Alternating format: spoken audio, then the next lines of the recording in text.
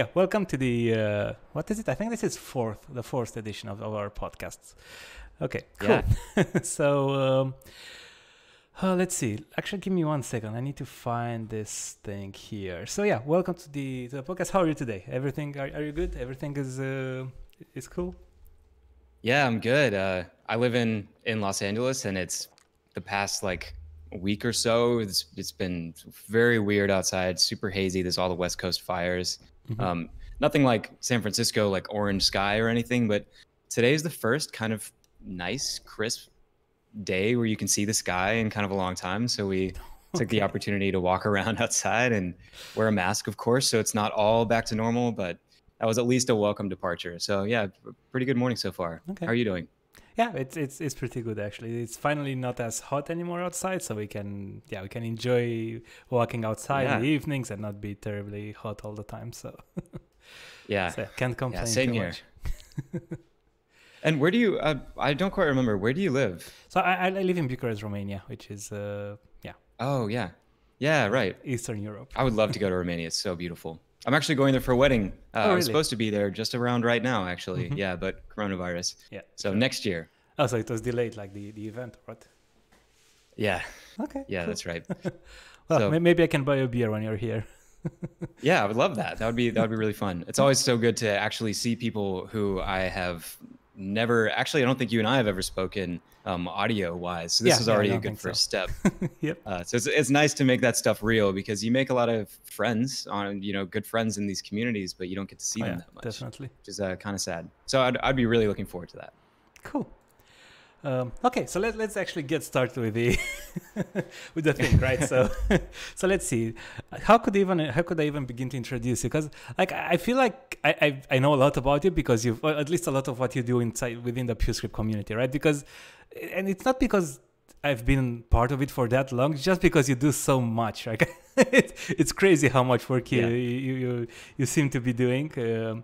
So yeah, let me just like literally off the top of my head is just you did like the big thing, right? The real world halogen repository, which is which probably it was a lot of work and but it's also like a super useful resource. And we'll get into that a bit later. I don't want to start with that, but then like I think before that you were doing like halogen formulas and doing like halogen components and so on. Then you did this big halogen real world project.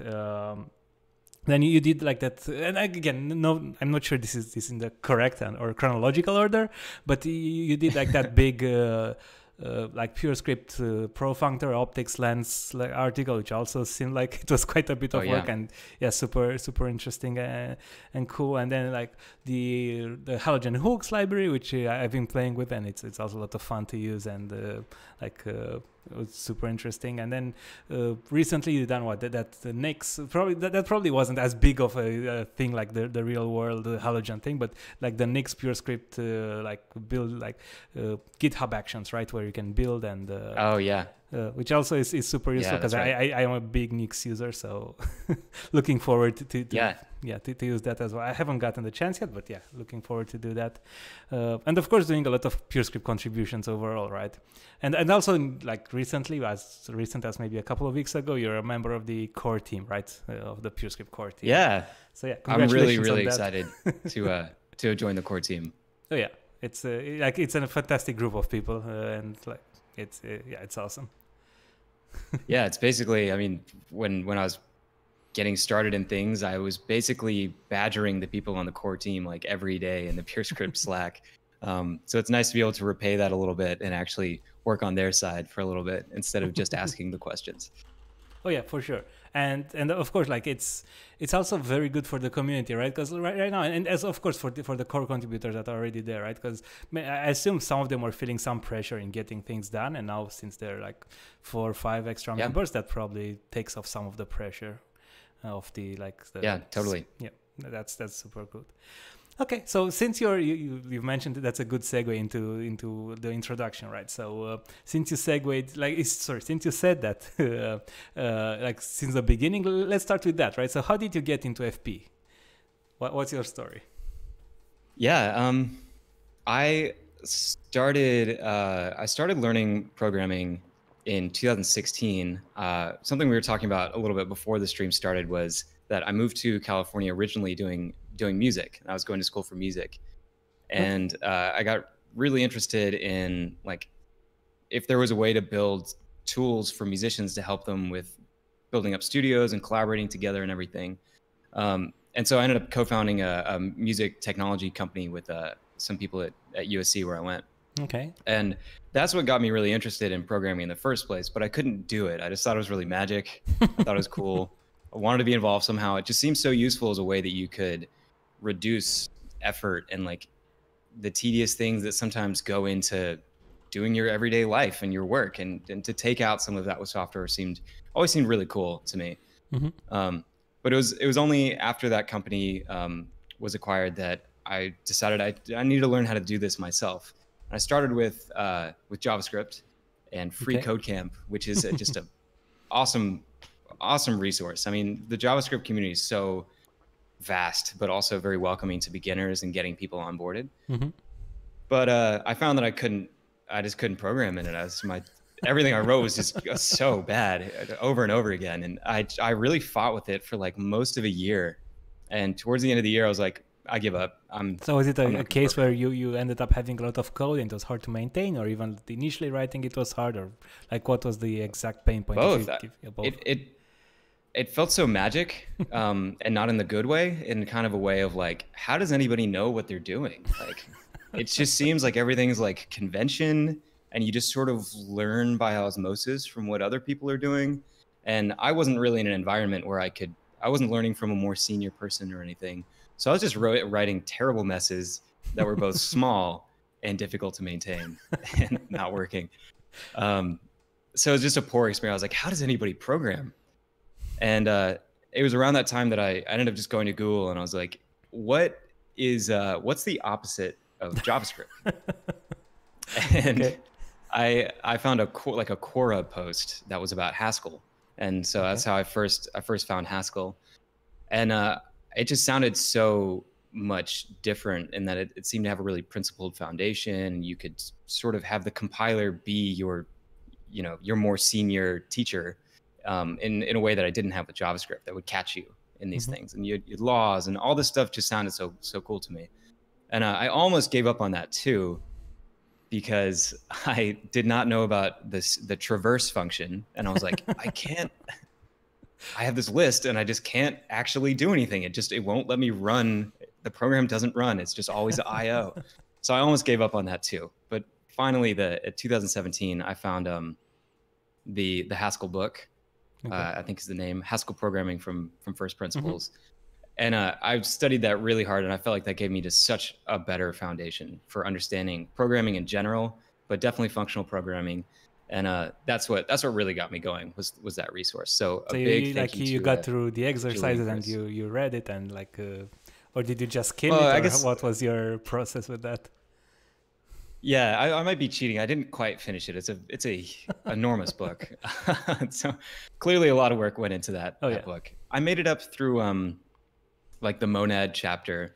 And at that time I was working at a marketing agency, and I felt comfortable enough at that point to be writing like data processing tools for my agency and that kind of thing. And so it was that point that I started writing a lot more programs, and I kind of fell off the book from there and joined like the Haskell IRC. And that's ultimately building tools for my marketing agency is what brought me to PureScript, because I needed a front end, the only language I really thought I could do anything useful with Haskell. And so that brought me to PureScript. And that brought me into the FP Chat Slack channel, where I could start bugging people like Nathan Fabian, who I work with today, and the team at CitizenNet, really, really cool company who has a lot of PureScript engineers. And they gave me my first programming job, like official one, which was writing PureScript. Okay. So it was kind of almost a beeline directly in just PureScript. It's the only professional job I've had programming. So I assume you heard about PureScript through the Haskell IRC channel, right? It was maybe some conversation, or how did you hear about PureScript? I wish I had a good memory of that, but I don't know how I found PureScript initially. But it just seemed like the ideal fit. I didn't even somehow I managed to hear about PureScript and not GHC.js. I didn't even know GHC.js existed when I started using PureScript. So I wish I knew, because it was a good marketing move by whoever did that for PureScript to pop that up at the top of the list. Yeah, I mean, I don't think it's unwarranted, because I've tried JCJS and I would never try that before. I would probably avoid it as much as I can. Yeah, I've heard that. I've not used it myself, so I'm not sure, but my experience, a lot of things with Haskell have some rough edges, and same with PureScript as well. But at least PureScript was intended the whole time for JavaScript, and I think that helps, like, the focus on making sure that experience is actually quite nice. Yeah. Sure. I don't know if GHCJS has any limitations in that way, but I do like that PureScript is, like, from the beginning, that was kind of the idea. Okay, cool. So for me, JSCJS, like the big no-no for me when it comes to JSCJS is that it tries to bring the whole JHC runtime into it, right? So like from the get-go, you have like a 5 megabyte into runtime. The browser? Yeah, and everything is lazy and all of that, right? So you can essentially use any library. Like there's no, this is Node.js library. You can't use it on. You can use whatever you want in there. Right? So it's kind of like a lot of power, but you don't really need that for most things. So yeah. But anyway, yeah, that's a whole different can of worms. Yeah, in a way that's really cool. And in another way, I feel like in the companies that I've worked in so far, that shipping the GHC runtime would just basically be a non-starter in the first place. Oh yeah, for sure, and also like it's a lot of like things that are not maybe expected, and also like with PureScript, you can very easily write a very small piece in PureScript and connect it with and throw it together with a JavaScript code and whatever else, right? It's totally fine. Whereas with JSCJS, that's a lot harder. Like most of the JS or front end libraries for JSCJS, that's the case. Okay, cool. So that's your. Okay, cool. So you actually, it was actually some pain that you're having, right? That brought you to the FP world. Yeah. Because I think that's sorry. Oh no, it definitely some pain bring me to the world, but it was also such a. I feel like I've seen this pattern happen a lot with people who join like the PureScript channel in particular, but I'm sure other functional programming ones, where there's this like sense of like real excitement and almost like wonder to a degree when you start using the language and you find out about like the laws and like how what the lambda calculus is, which I'd never heard of. I didn't know there was such a thing. And you get into kind of the history of functional programming. And I feel like there's a real like excitement that comes with getting an understanding of functional programming that just drew me in so much further. Like I didn't intend for this to be my career. But it kind of sucked me in. It was so cool. And it reminded me a lot of like philosophy. And there's not just this, I'm getting this job done, I got to get the script out, but also like, I really want to understand, like, what does it mean to be this type? Or like, what does it mean to have this semi-group property or something like that? That just made it not just something I could program and do useful things in, but also like a very rewarding intellectual experience as well, which is not always that valued by employers necessarily. But as far as something that I'm going to spend a lot of my time doing, that really drew me in. Yeah, definitely. And also, like, for example, so before I found the Haskell and PureScript and so on, I've been programming in like C# and TypeScript and JavaScript for like 15 years or something. Like, so I did spend a lot more time than you figuring out that whatever I was doing wasn't working as well as it could, right? But there's a thing that I noticed that since I've started doing FP, which is there's maybe two sides of the coin, right? Because I've stopped using, like, I stopped searching for things on Google or Stack Overflow or whatever. And it's partly because you don't need to, but partly because there's also no answers there for this sort of languages, right? So, like which one is it really, like? But I mean, it feels like you know what you're doing more of the time when you're doing FP, right? You're kind of like, okay, I need something that fits this typed hole. It's like 80% of how I spend my time doing FP, right? So I have to think, okay, how do I compose things? Does this already exist? Is it somewhere? How can I make this work? And probably the rest of the time is, how do I make a type that's right? How do you get started? What's the type that works here? But absolutely. And it may be like I have friends who just don't mesh with functional programming whatsoever. Mhm. They're like, it doesn't make any sense. I write worse programs. And there may also be some degree of like personality type or like approach to programming that really fits certain people with functional programming. I have noticed there's a real overlap with music and functional Oh yeah. programming for some reason. Like Nicholas Scheel, who's just joined the core team as well. Musician, like a lot of music mixed in, which I think is also really cool. Yep. Yeah, but I think Sandy is also like an amateur musician as well, and he was looking for people to have fun and like do some band practice. Nothing serious, of course. Just enjoying. He was just talking about how he got a bass guitar because that's an easy way to get into a lot of bands and a lot of groups to practice. Yeah, the bass guitar. It's a good entry point, that's for sure. Yeah. So let's see. Yeah, Vin said that it can be like JSC.js can be very slow. Yeah, probably due to the laziness, right? Because like that's one of the things. JSC.js is of course lazy, right? So if you're not careful, you can definitely make things very slow if they're lazy. And then Gil Christian said that was quite a wow question. Was the opposite of JS. Yeah. Yeah, in the moment it was emerging from frustration for sure, and I do want to clarify, like not necessarily with JavaScript. I think JavaScript is actually quite a nice language the more time I've spent with it, but to self-teach and be writing JavaScript programs, I was doing such a hack job that I really was not giving that language its due. It was not working for me. So I think there's a chosen few who can write correct and good programs with the JavaScript. For example, Asad Macedu from the FP Slack, like he does a lot of crazy things with JavaScript. But then again, he also like he writes them in PureScript or usually Haskell first, right? And he has this is this abstraction, then I understand exactly what I need to do, and then he just like pretty more or less copies the same or re-implements it in JavaScript, which is that's totally fine. But yeah, I couldn't write. I couldn't find myself write big programs in JavaScript like directly. Yeah, that sounds not for me. Okay. Yeah, I'm the same. I wish I had the talent, but it's not for me. Yeah, but again, I don't want to. I don't want to be too negative towards JavaScript because that's. But again, like for example, there's this quote from a person. I'm not sure if you're familiar with him. He's Scott Hanselman, like a big tech advocate for Microsoft and C# and all of those things.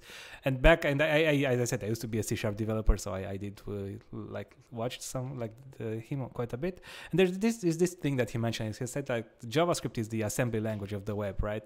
And it's a great language. As being that, right? It's very good. Like it's a very easy target for a lot of languages to compile to or transpile rather to JavaScript. But he was literally saying, it's not a language that you should be writing complex applications in. Like at the very least, do TypeScript or something like that, right? Just get yourself a little bit of help if you're not into FP. Totally. Yeah, I couldn't do it myself. Yeah, for sure. Okay, so then there's. So, I have done my time on the dark side for sure. So Paulu said that Oscar Wickstrom is also a musician as far as he knows, and I also like I know how to play not very well, but I know how to play guitar and piano. But again, I'm bad at it. But I'm interested in this sort of thing. So there's a lot of people interested in music who do FP. But I think I'm not sure if it's specific to FP or maybe it's to programming. I'm not so sure that it's more specific to FP than programming in general.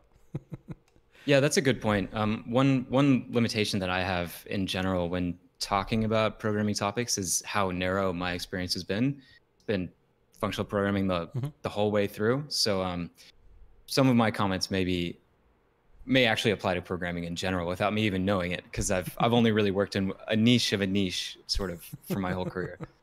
Yeah, for sure. And Vint used to be an electronic producer. Cool. Okay. Yeah. So then there's one more thing. Yeah. Sorry, go ahead. Oh, I was just saying that's really cool. We got several bands worth of people all together right now.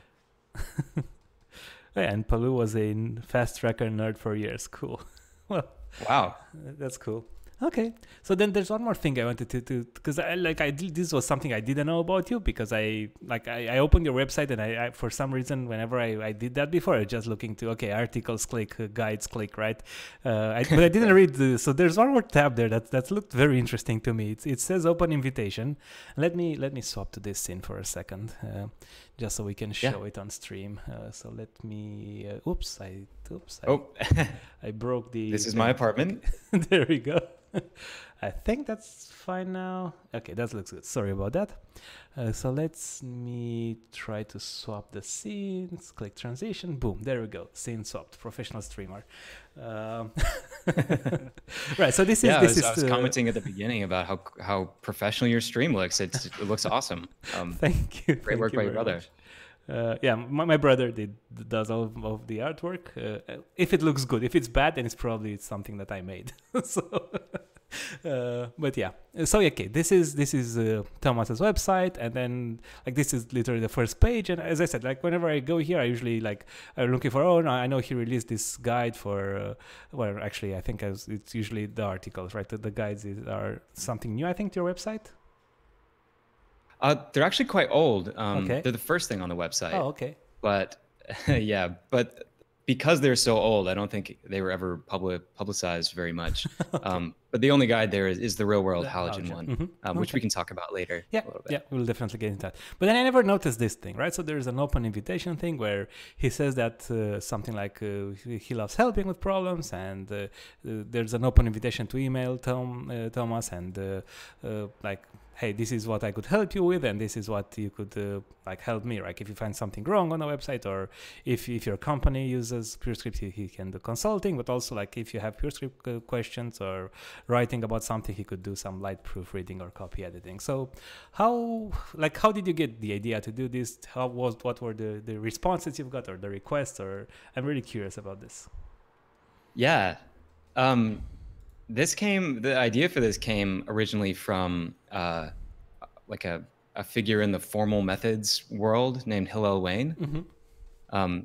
He's got a big section on his site called Open Invitation. And he's pretty open on Twitter about I encourage you to do the same thing if you'd like to. And so I basically just took it from him directly as an inspiration.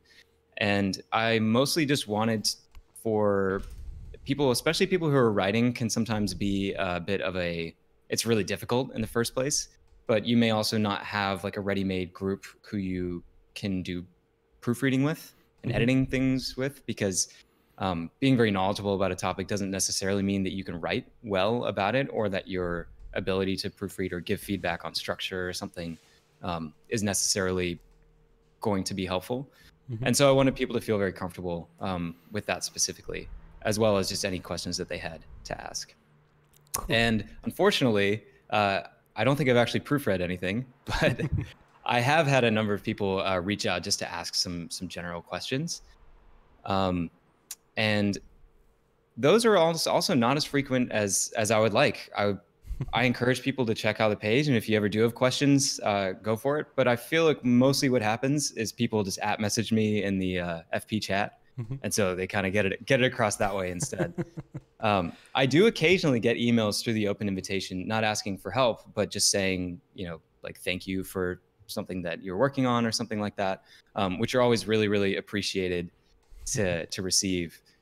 It reminds me at the company holiday party last year, pre-COVID, in February, I work with Gabriel Gonzalez, who's a fairly big figure in Haskell. Mm-hmm. And we were talking a little bit about getting emails about open source stuff, and about I was telling him I'd received this email where I wish I could remember the name of the person who sent it. But it was basically thank you for work that you were doing. And I'm sure you get these all the time. You're drowning in these emails, but I just want to say thank you. And I was immediately I was responding right away. I was no, please more. Tell me more. I do not get these. It's mostly issue reports, but I would love to get more. And he has the same experience of every time he gets an email that's just hey, I'm sorry to take time from your day, but I just want to say thank you. When someone who's really busy like Gabriel gets an email like that, I mean, it's just such a wonderful bright spot in the day, and it's total dopamine hit, not taking time out of my day at all kind of thing. For sure, and this also ties what we were saying earlier, right? We have there's very we're in a niche industry, right?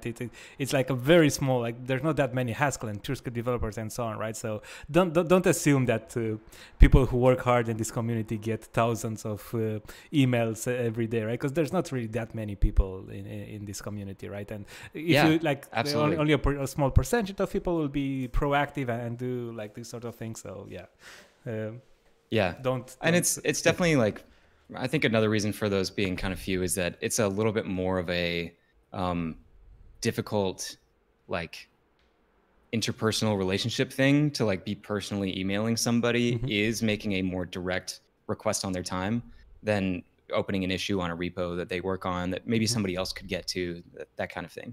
And I think that does cut down on the number of emails that come through, which is to a degree a good thing.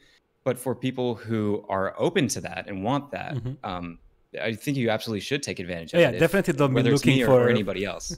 Like don't start looking for other people's email addresses and emailing them. Don't dig if they up don't their have an email, open invitation, right?